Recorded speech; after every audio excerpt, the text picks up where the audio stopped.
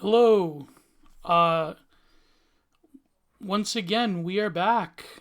This time I have a painting video, but rather, well, if I'm being totally honest, the painting video is more of a front for what I'm trying to, communicate.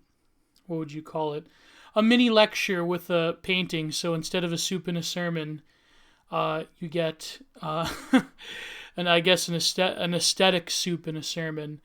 So this is not. This is a piece that I'm trying to work on. I did this. I think I'm going to call it Wild Man or something like that. And it was a piece I painted live on Break the Rules. Rather, I set out the first run or the first basic figure shapes. I didn't have time to do the whole thing. But what I'm doing now is I'm trying to really get into the middle part of the period. What some painters say, they call it when a painting starts to cook. It starts to have a sort of, it starts to look like it has a foundation. And this video, I'm not going to finish the painting. That'll be for another time.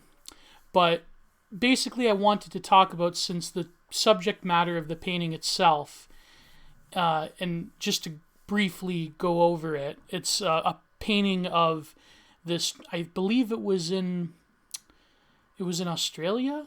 It was this German tourist who was running. He was a nudist, and he isn't like a BAP nude bodybuilder. He's like this, the sensual, kind of heavier set German tourists that always love to frequent certain liberatory, sensuous endeavors. So he was running through apparently a wild boar stole his bag, and he was running through a field, and I felt it was apropos to paint because it's this really harkening back to the wild, this sort of wild nudity, the stereotypical man before civilization, and during the Renaissance and later in the 18th and 19th century, there was a lot of painters that tried to reinterpret this wild, what primitive man looked like. Not art brut, but there was painters that specialized in Andaluvian cavemen. So here I'm just really gunning in the basic dark shapes. The background, compositionally, I'm going to sort of highlight the figures. I think I'm going to make all of the background more dark and muted and blue, except for that one tree of beaming light in the middle. And I have to really just play around with the colors. And here you can see in my palette, you can see I have your basic split palette. So a split palette is when you have the primary colors that are both warm and cool. So I also have, other things that are convenience colors, such as Mars Black.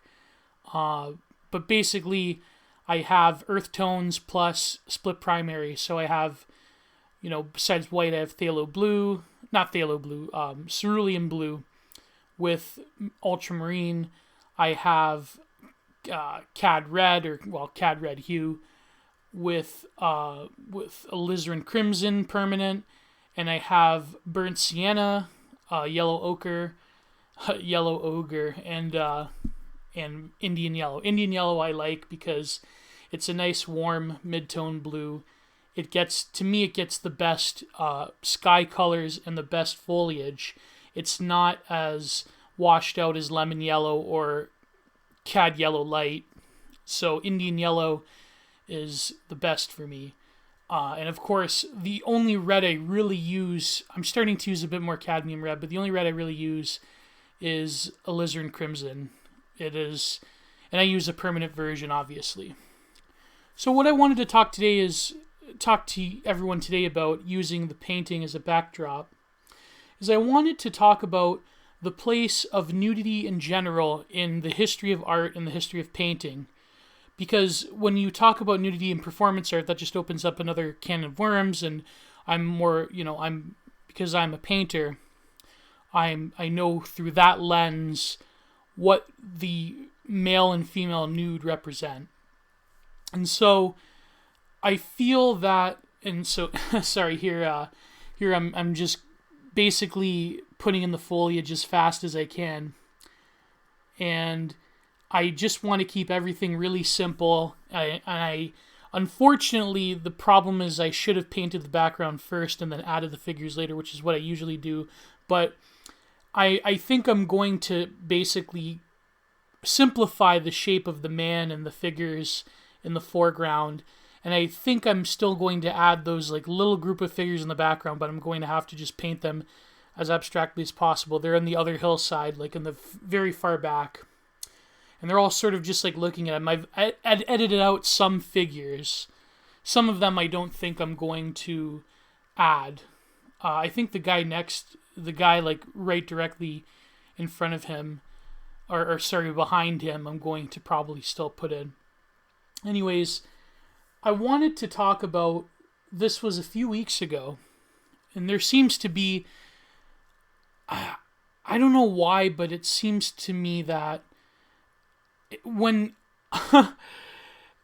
I'm starting to get known as like, so on like, what would you call it? Reactionary Twitter, far-right Twitter, what would you call it? Pseudo-intellectual, well, no, there's cave Twitter, and there's people who are like, well, I guess I'm not an academic, but I was in academia, but I'm starting to be known as like, okay, if you want good takes on fine art and the contemporary art world, then go to this guy. He knows what's up. I don't know. I mean, this could just be an ego projection, obviously. But, I mean, not obviously, probably more likely.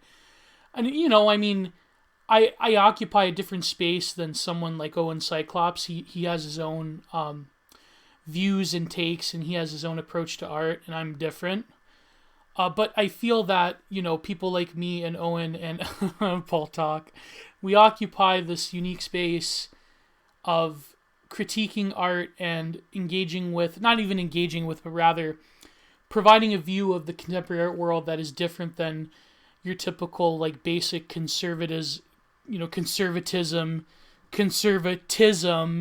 takes of like Paul Joseph Watson and so forth. And by the way, please subscribe to my video, like and subscribe. And I am going to start working, my website just got approved from Shop Here, so I'm going to start working on it. And hopefully you guys can support me directly through buying my stuff. And it's easier, of course, to have a market website than just saying to people, oh, DM me and buy my stuff. Like, DM me like I'm some digital drug dealer, like it's the Silk Road or something. Anyways, I wanted to talk about the nudity in art because I feel that it's an important topic of discussion. And what happened recently, a few weeks ago, which in Twitter time is like a year ago, there were these takes from Orthodox people and so I'm not shitting on Orthodox people, more Orthodox, and there was also this Catholic woman or girl or whatever you want to call it, talking about Giovanni Gasparo and how it's demonic art, and it's but I feel that here's what I wanted to talk about, this critique from these what I would call vulgar tradists, and who knows if it's sincere or not. The take is that basically Renaissance nudes are no different than pornography or pornography or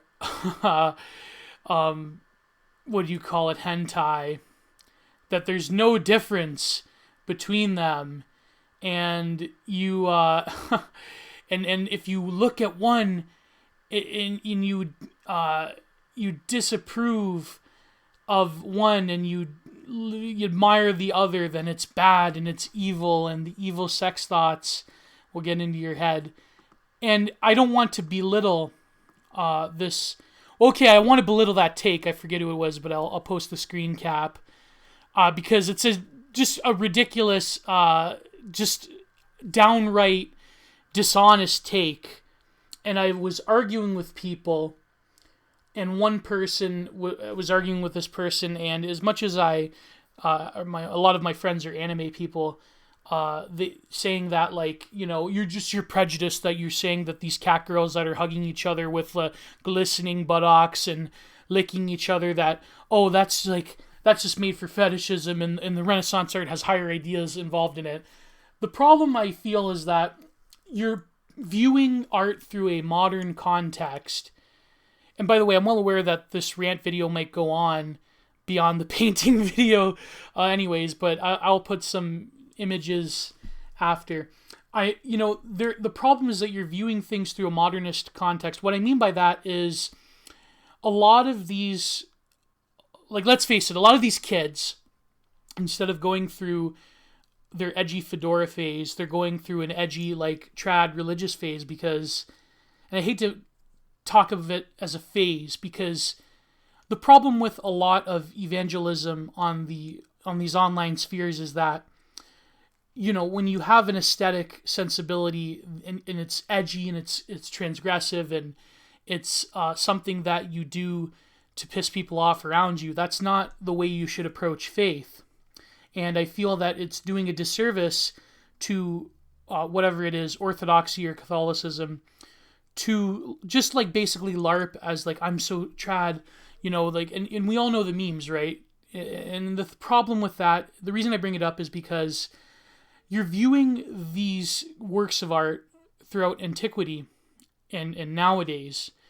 You're viewing the works of the early to mid-Renaissance as, like, fetishism, the way that nudity in art degenerated during, like, for example, the Rococo period. And then nowadays, nudity takes on a lot of hyper-political connotations in art.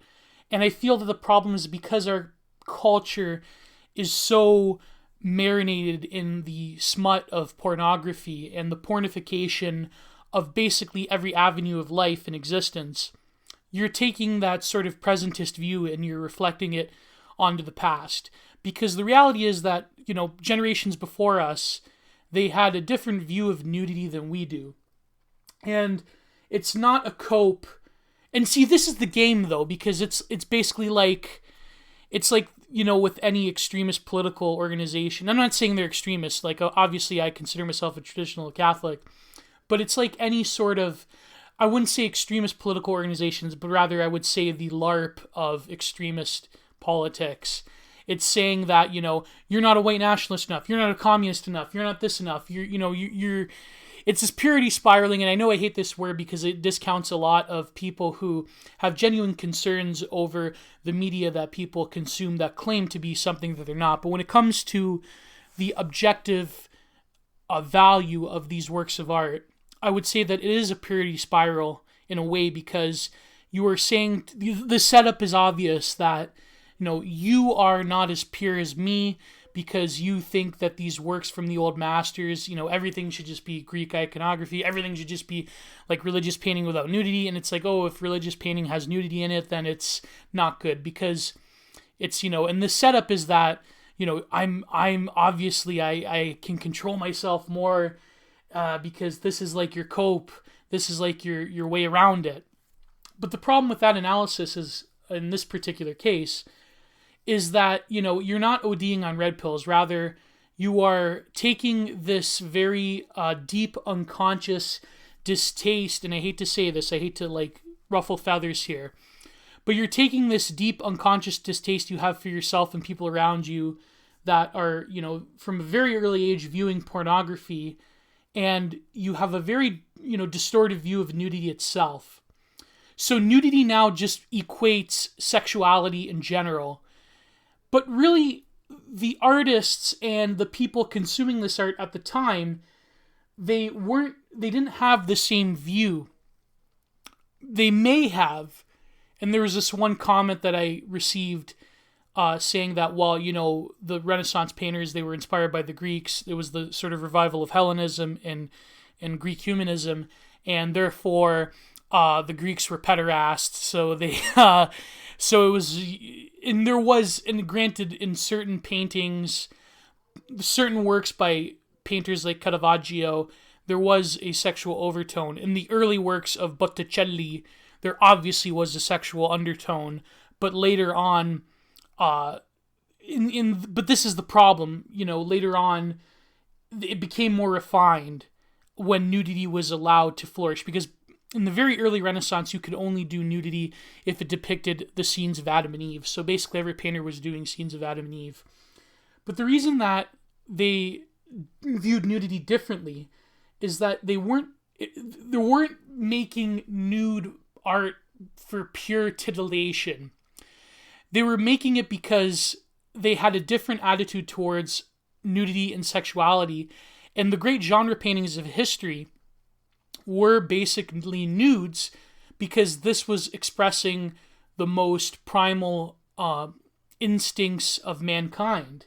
And then later on, when there was nudity injected in a religious context, the idealization of the female form and the male form, especially the female form, was transmogrified into a context of religiosity, because the idea was that, when Michelangelo, well, it wasn't just Michelangelo, I believe, who were the other painters? Did Botticelli help him? He did the ceiling, and other painters, was it Raphael? I forget, was helping him in the Sistine Chapel.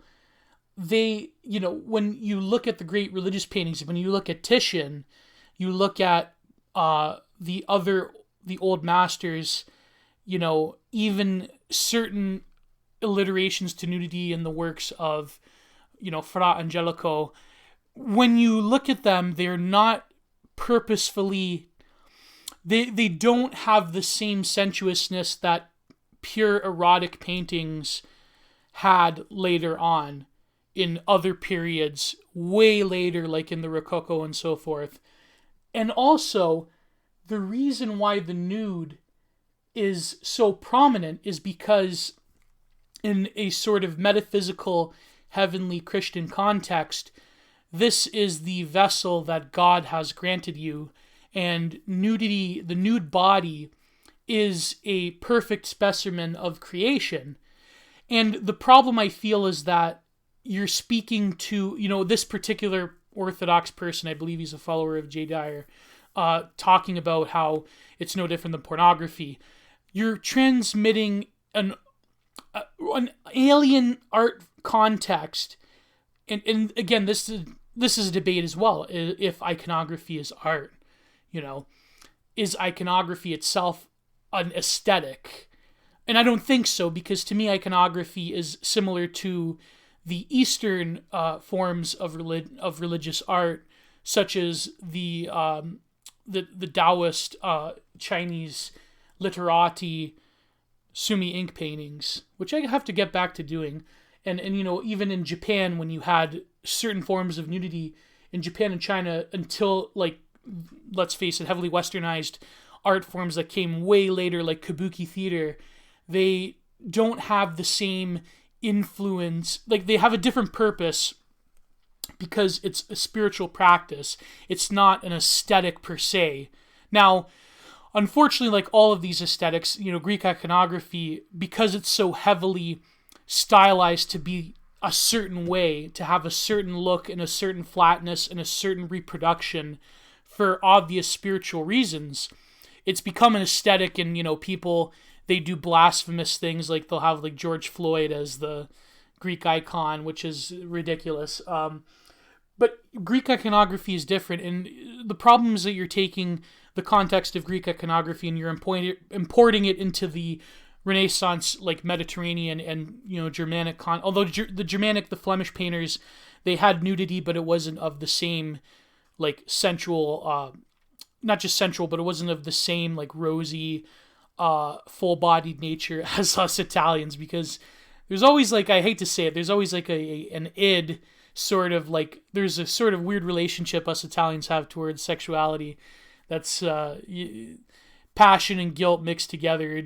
It creates some interesting pathologies. Maybe that's why we're a people of mama's boys, who knows. But the point being is that even though there was in the abstract, people would view it and it's like, yeah, it's a nude figure.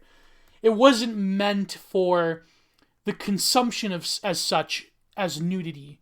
It was meant to glorify the most divine form of the creation.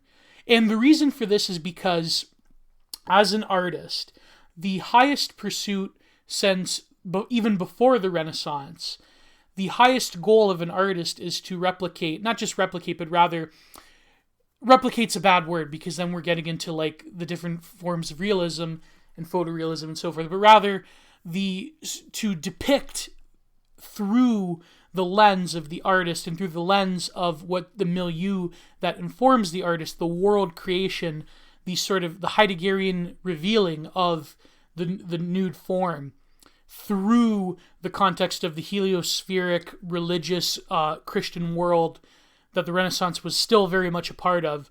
And, a lot of people make a big deal about, Renaissance humanism. But the reality is a lot of these painters were still operating within the Catholic context. We're still operating within the, later on, like the Flemish, what would you say? They still had a sensibility that was highly, highly metaphysical. And the problem is that it's a very particular one juxtaposed to Greek Greek and Eastern iconography and orthodoxy. So I feel that the problem is we have a few different problems with.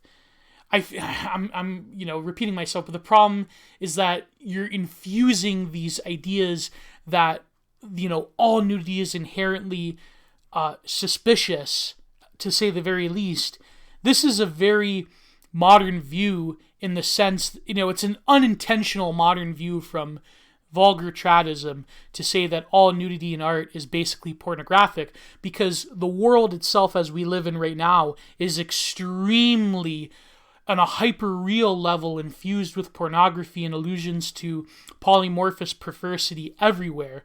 So the problem is that you're stating that it's like everything is inherently pornographic, and therefore it's, there's no difference between the Renaissance nude and,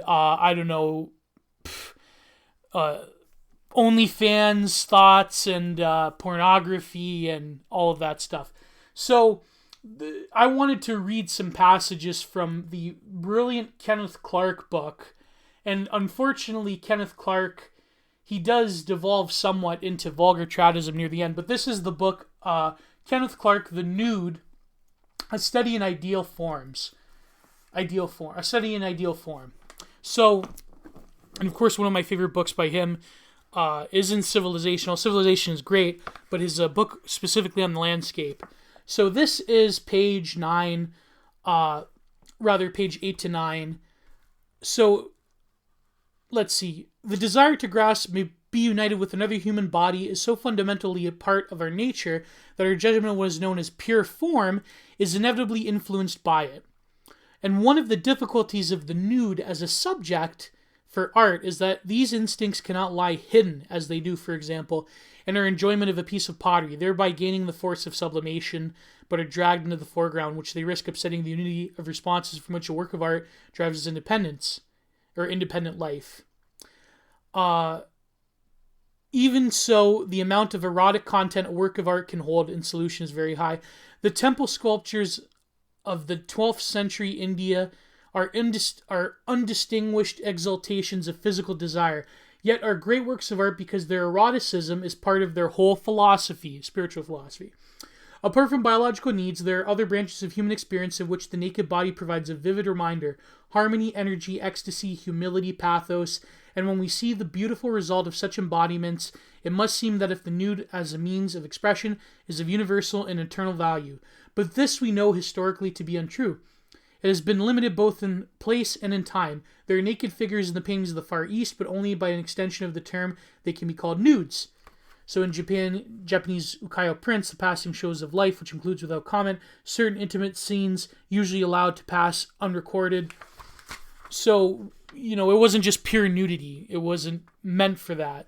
Then he goes on to describe only in countries touching on the Mediterranean has the nude been a home. Even there its meaning was often forgotten.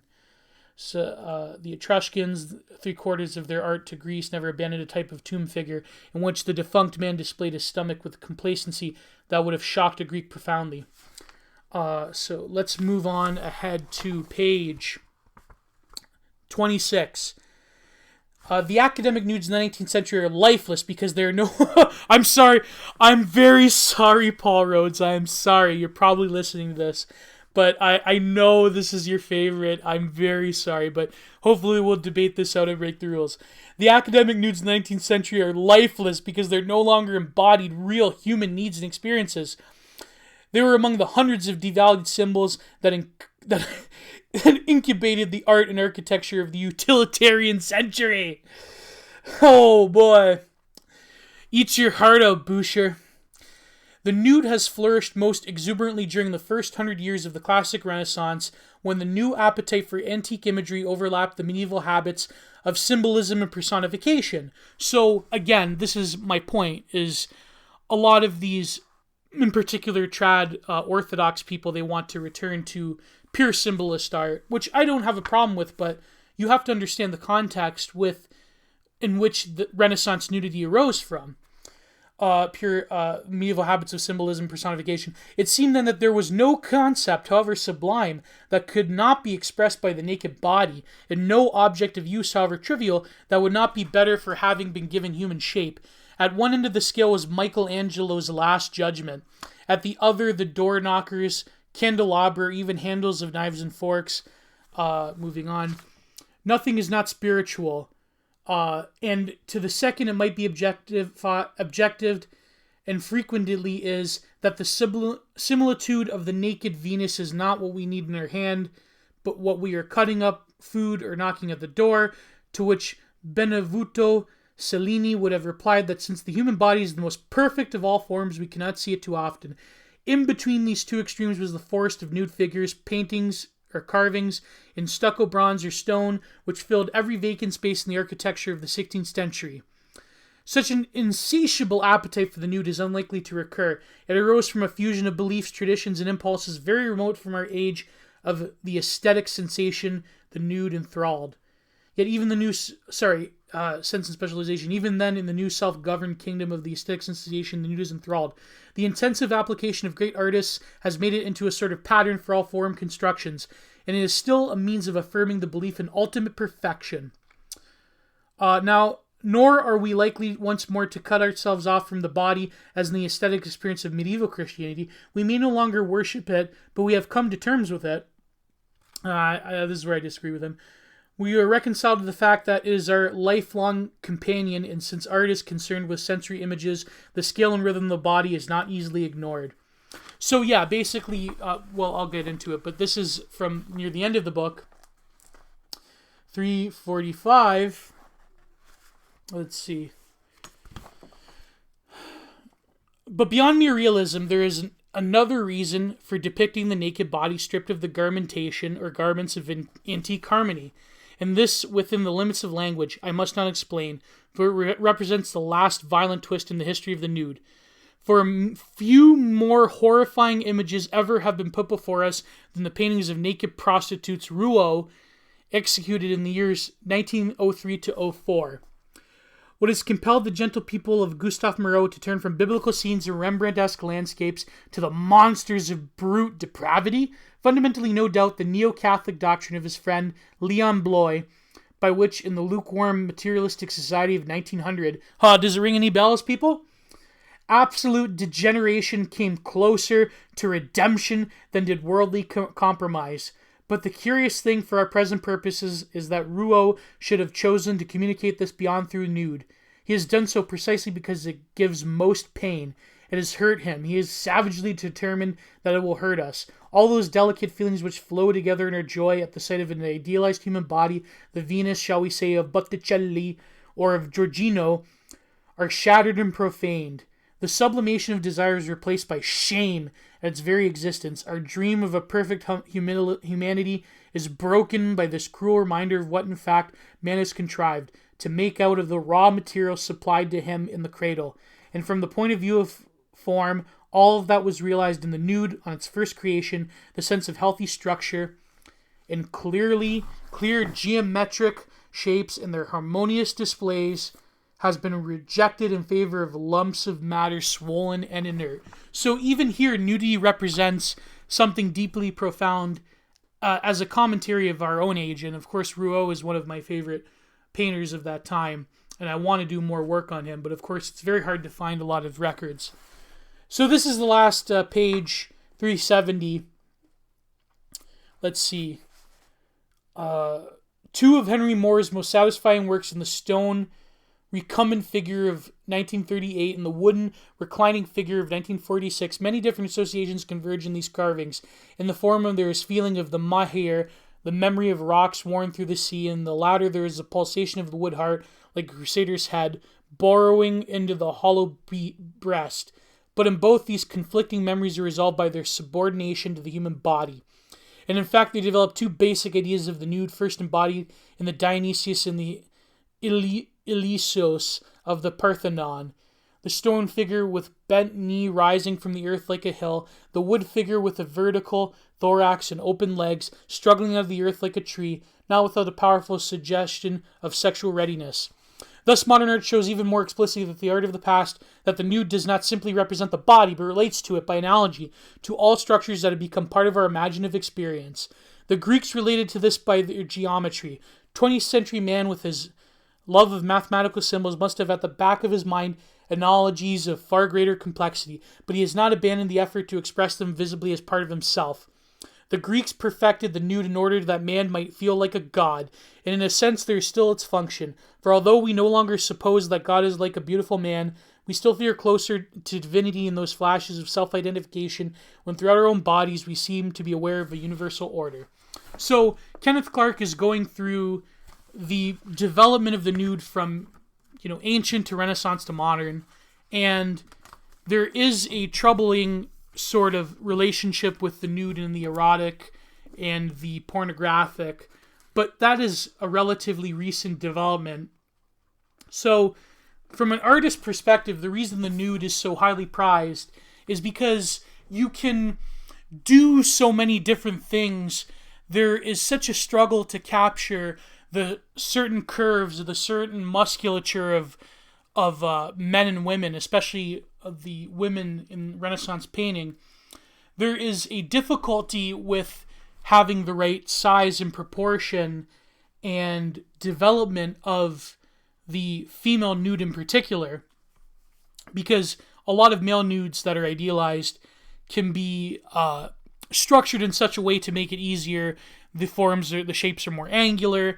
It's not easier, but it's more succinct because, musculature has a certain look to it.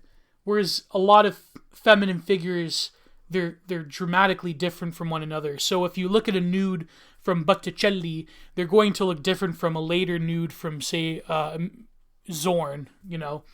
I happen to love, Zorn has some of my favorite nude works because they're very sensual. He's not picking idealized women. They're very much, what would you call them, pogs.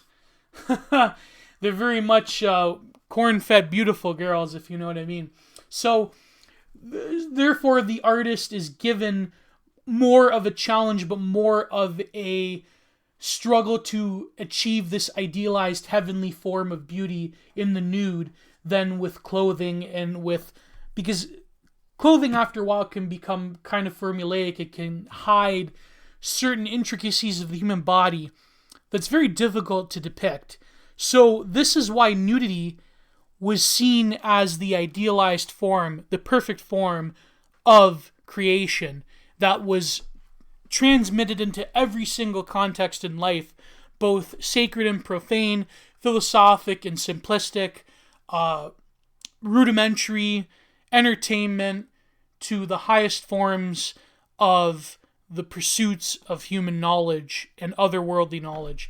Because the human body is, and again, Kenneth Clark, he opens up, right, with Da Vinci's graph of the, the famous human, the ideal form of humankind. Because this is the basic meta pattern, the basic shape, the block of life within the collective unconscious. And the problem is that to basically ignore the context of why these painters, these old masters painted nudes, and to say that, well, that's just all pornography. That is in a lot of ways, that's not very trad, because the attitudes that we have towards nudity itself is very different, because we have, through pornography, through the over-sexualization of all media, through the, very schizophrenic attitude we have towards sexuality, that we went from the remnants of, like, the, WASP, Protestant, like, let's say, Anglo-Germanic sort of shyness towards nudity, and we've went full bore towards heights of over-sexualization that, not even the worst, most degraded forms of Roman decadence could have ever imagined. At the same time when, millennials and Zoomers have the least amount of sex out of all the generations. So it's this really schizophrenic attitude towards sexuality. And I don't want to say that, a lot of these young kids, they're gravitating towards traditionalist religion because it's a cope. But, I mean, there is an element of cope in it. But I feel that, when you start to lambast these old masters and say that what they're doing is, it's basically the pornography of their day. It's like the hentai of their time. It's that really sticks in people, and that really repels people from the actual message of modesty and traditionalism that you want to preach, because you're not putting things in their proper place. You're not so here's another passage from 153. It is true that Ingress, so this is again getting into the period of the Rococo. It is true that Ingress response to the female body has a meridional earnestness, but his sensuality was combined with a passion for form, or to be more precise, with the need to externalize certain expressive shapes, and his paintings are often no more than a sort of showcase in which to display those points where obsessive form and sensuality are brought into focus. So again, this is another problem, is that if this, these trad people, if they were to point out the Rococo paintings, and again, I'm very sorry, Paul Talk, but if you're going to point out like Ingres and Boucher and to an extent Malay and other painters, Watteau, you could say that, okay, that's kind of like getting at, saying like pornography was infused, rather a subtle sort of pornography was imbued into those works because you had a greater divorce of tradition at that time period. What I mean by that is no longer is painting, true art, meant to be in the service of the divine, the philosophic, the metaphysical, the Christian. No longer is that context present, but now it's more of going into artistic modernism that is focused more on the shape and the form and this sort of academicism that modern art rebelled against. Because in my thesis, and I know this is very controversial for a lot of people, modernism sort of had to find a backdoor, and postmodernism after had to sort of find a backdoor in art to the divine again, even though it's a highly, mutated form, but that's another video entirely. My contention is that as soon as you start getting down to the presentation of painting, this sort of crass academicism that was going on at the time, then you sort of lose divinity. Now it's just nude shapes. It's all about the skill the artist possesses, and it's all about the staging of these shapes and the staging of these figures. Therefore, a sort of materialism is infused in the work of art, and you get pornography from there, because what if the divine nude is no longer divine? What are you left with? You're left with the nude. So this is the problem I wanted to this is what I wanted to problematize with this thesis, that somehow the Renaissance, the old masters, the early to, from the Renaissance, the early Renaissance to the Baroque, that this is no different than the context of the pornographic, not even the erotic, but the pornographic, because there is a difference between the erotic and the pornographic. But again, it's to say that there's no difference between them is just disingenuous, it's just trad LARPing, and it's just a way of being provocative. But then later, what blows my mind is that people were arguing with me, saying that, oh, well, that's just your bias, and using a picture of this hentai fetish cat girl picture to say that, oh, well, that's just your bias, that, one is made out of fetishism and the other is made out of these divine ideals. I understand that the death of the artist is definitely real, but these are the same people that are saying that the death of the artist is not real, because they're the same people that will tell you, well, postmodernism, and they'll look at a Paul Just Watson video and they'll talk about how evil contemporary art is and modern art. Of course, you can't distinguish between the two.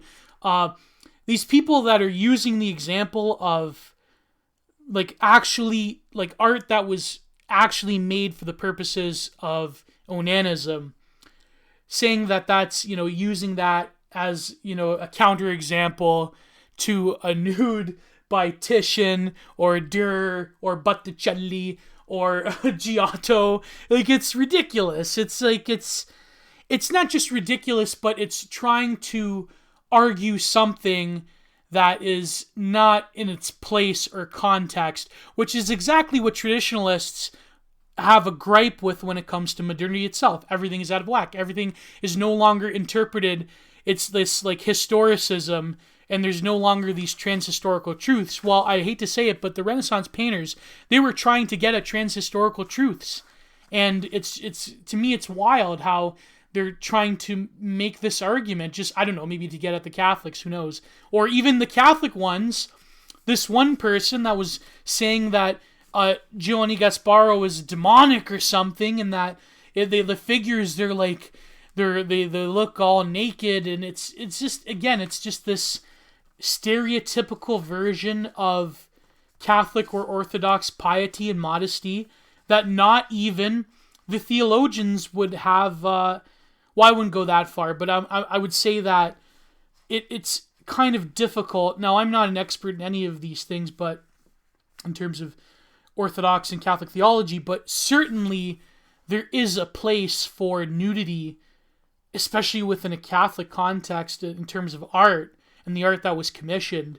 There was an understanding that nudity itself does not equate the pornographic. And it's just... So I managed to dig up the tweets. This is an exchange I had with this person. So I said, here he's right, explain the difference. And I said that one is imbued with mythos and does not have the same conception of erotic aestheticism in mind. And the other... So again, these are works that are not just merely aesthetic. They're for a higher spiritual purpose. The other is made purely to appeal to the erotic and fetishistic.